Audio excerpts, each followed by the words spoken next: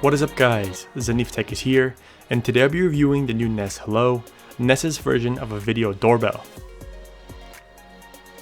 The Nest Hello is feature packed, including different sensors, cameras, and microphones. The camera is amazing at 2K resolution and 8x digital zoom.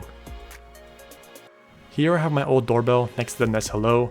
As you can see, it was just a doorbell, nothing else, no cameras, no microphones, none of the cool features that the Nest Hello has.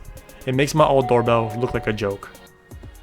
The light ring on the Nest Hello changes to a turning blue if it's waiting for a response from a Nest app, or white if somebody's watching the video feed.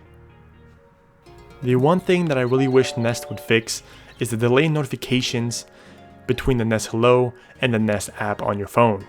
It does take a couple of seconds to arrive, and it may be just enough for you not to be able to respond in time. You might be wondering, how safe is this $230 doorbell outside your front door? Well, actually, it's not that easy to take off the wall. You do need this eject tool that takes it off the bracket that it's mounted onto. Yes, somebody can get that eject tool or just rip it off the wall with the screws, but the problem with that is that you'll end up in either situation where you don't have the doorbell anymore, or they broke the clips on the actual doorbell. Yes, you'll get a loss in both situations, but you will get a video feed of what's happening at that moment while someone's trying to yank it off the wall. I haven't really thought about that because the bracket is very sturdy and the entire situation just makes it a little less worrying, especially with the build quality of this Nest. The Nest Hello doesn't come with a chime box, but rather a Nest chime connector that connects your old chime box and uses your transformer to power the video feed on the Nest. The Nest Hello includes an angled wedge that really helps out for those people that have their doorbell mounted right next to a wall, in my case a brick wall. So the wedge is applied before installing the actual Nest, that way you have a little angle towards the right side or the left. You can interact with the Nest Hello through the Nest app by showing a live feed at what's happening in front of the doorbell, and also talking to someone if there's any kind of problem in front of the door, or you're delivering like a package or something of that sort.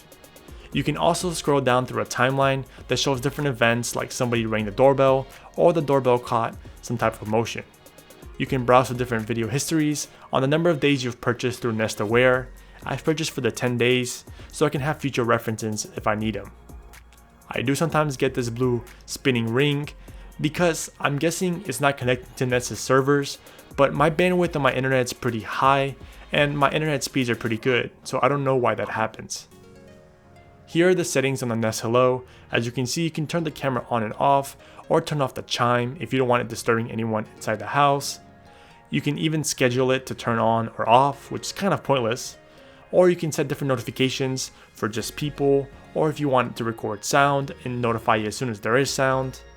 And if you have a Google Home, you can actually set it up where it talks to you and lets you know exactly who's at the front door with the familiar faces feature. They do have this option where you can lower the quality and the bandwidth. That way if you have some type of cap, like 300 gigabytes, you can lower the amount of bandwidth it uses. Also, you can turn night vision on and off.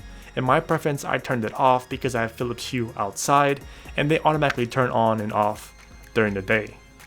Otherwise, it's pretty customizable and I really like the doorbell. If you're interested in the Nest Hello lock, then make sure you stay tuned for that future video on my channel. And if you like my review of the Nest Hello, then make sure you give me a thumbs up so I know how I did. And if you haven't already subscribed to the channel, make sure you subscribe so you never miss any of my new content. Make sure you turn on your post notifications so you never miss a new video. Zanev is out.